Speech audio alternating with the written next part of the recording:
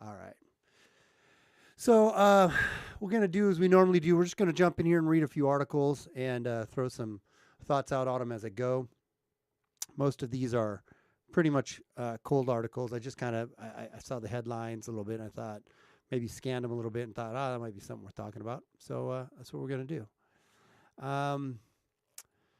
So the Washington Post puts focus on far-right anger in wake of Sri Lanka church bombing.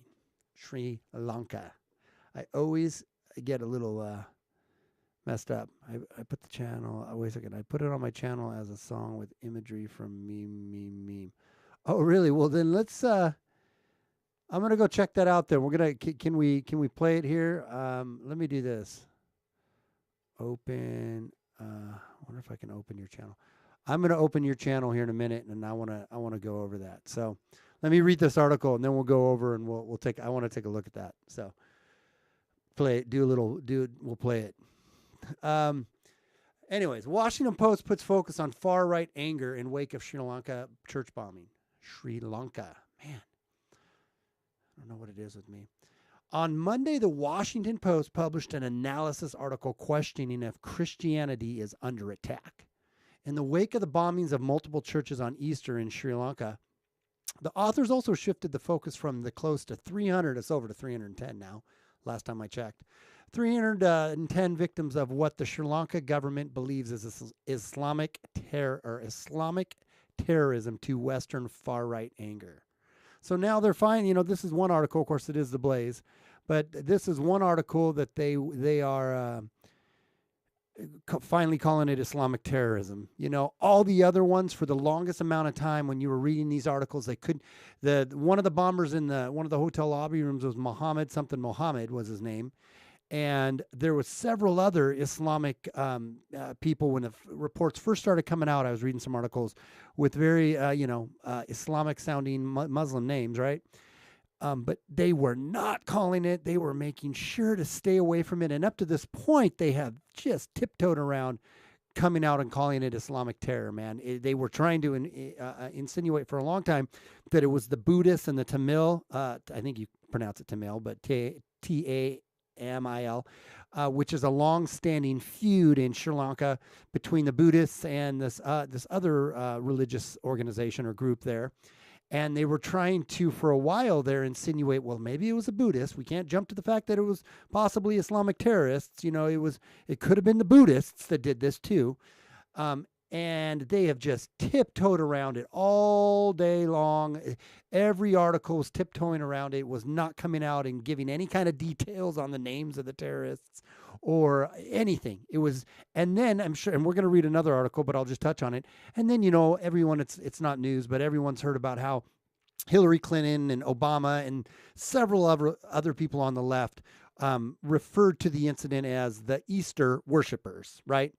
Though all these bombings that happened during the Easter worshipers, it's like they couldn't come out and say these terrible bombings that murdered 300 plus people, mostly Christians, right? They couldn't come out and say the C word, right?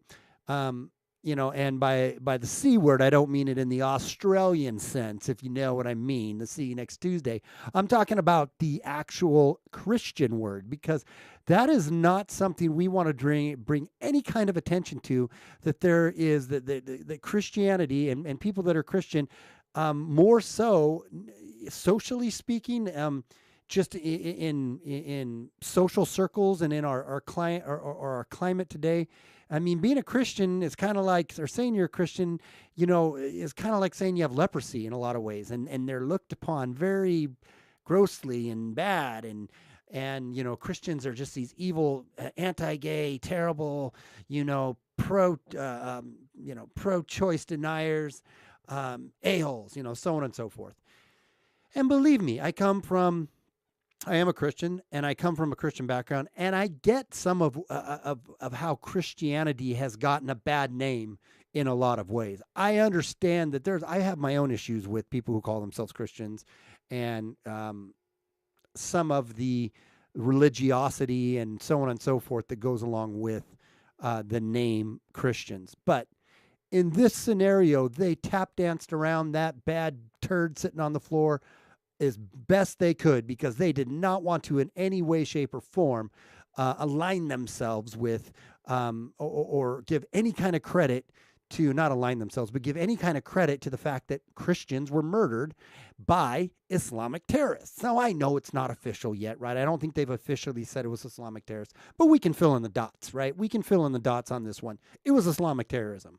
And they are going to try to, when they finally have to face that fact, I guarantee you that it's going to be blurps, it's going to be quick, it's going to be moving along, and let's switch the narrative. Let's switch the narrative, much like this article. So I got off track, but let's keep reading.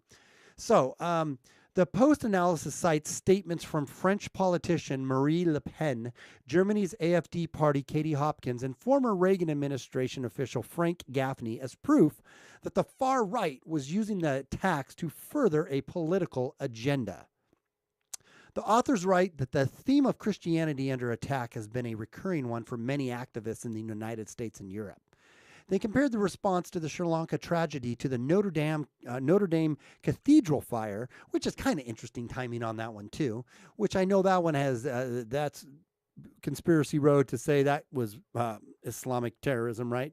But the facts aren't out. I don't know if we'll ever get the facts on that one, but it's kind of interesting timing. The Sri Lanka tragedy and the Notre Dame Cathedral fire, and how some conservatives mentioned the rise in attacks on French churches in recent years. The rise in those attacks was downplayed by calling them vandalism and remarking that the vast majority of acts were minor. The Post links to the French newspaper Liberation to support its claim, yet the linked article states that 100 of the acts against Christian churches and burial grounds were violent. Also ignored were the reoccurring attacks by Islamic militants against Christian churches during Holy Weeks in recent years. As PJ Media's Patrick Poole noted on Twitter, there have been 5 major attacks on Christian houses of worship during the Holy Week, including Sunday's horrific coordinated attack in Sri Lanka. And then here's Patrick Poole's tweet. It says, 2012, Easter Day bombing, Nigeria, 39 killed. 2015, Mandi, Thursday attack, Garissa University, Kenya, 147 killed. Easter Day bombing, Lahore, Pakistan, 75 killed, including 29 children. 2017, Palm Sunday church bombing in Egypt, 47 killed. And he did this on a retweet to the Washington Post. Analyst, Sri Lanka church bombings stoke far-right angers in the West. Nearly 300 people, it's over 310 now, were murdered because of their faith. They were killed on the holiest day of Christianity when billions of Christians celebrate the resurrection of Jesus Christ, who they believe died for the sins 3 days earlier. Rather than focusing on these victims, the media has decided to focus instead on all those who call out the violence done against them. It's more important for the media to keep pushing the left's agenda than it is to look to the actual facts surrounding violence against Christians. And I know a lot of people, I've seen some tweets and some little quick articles saying how we care more about this than we did about what happened in New Zealand. What happened in New Zealand was horrendous. I wasn't even searching for it today. I went on kind of a YouTube type site. It's like 159 News or something. And it's pretty much a straight up hardcore like conspiracy website, which, you know, everyone who knows me knows I like my conspiracies. But I stumbled across a video that was trying to debunk, or this one guy on there debunking, saying that the New Zealand shootings were hoaxed, which I don't believe at all is true. One of the videos was kind of compelling, where it's like there was a magazine in the hallway that apparently this was already there before the guy came in. But I was watching it, and I think it probably just fell out and the guy picked it up. But anyways, I digress. I saw some clips for the first time ever, and I don't think I want to watch any more, of actually when the dude went into the mosque and started shooting people. And it was so horrendous, and it was so terrible, and it was just gross. It was just freaking gross. So I think that kind of far right, the true white supremacist, anger and hatred and total sickening, disgusting racism of that guy to go in there and do what he did is abhorrent, is disgusting, is just, but it's just as, I mean, but what happened to the Christians shouldn't be downplayed either. I mean, this was just thoroughly disgusting too. I saw images of some of these bombings where literally people were blown in two, and it's just like, I don't get it, man. But the left, that's the thing, man. They, when it comes to anything to do with, anything to do with Christians, it gets downplayed. That's kind of the point in reading this article. But I got some other articles I want to touch on that, but I'm kind of interested real quickly. So that's all I have to say about that.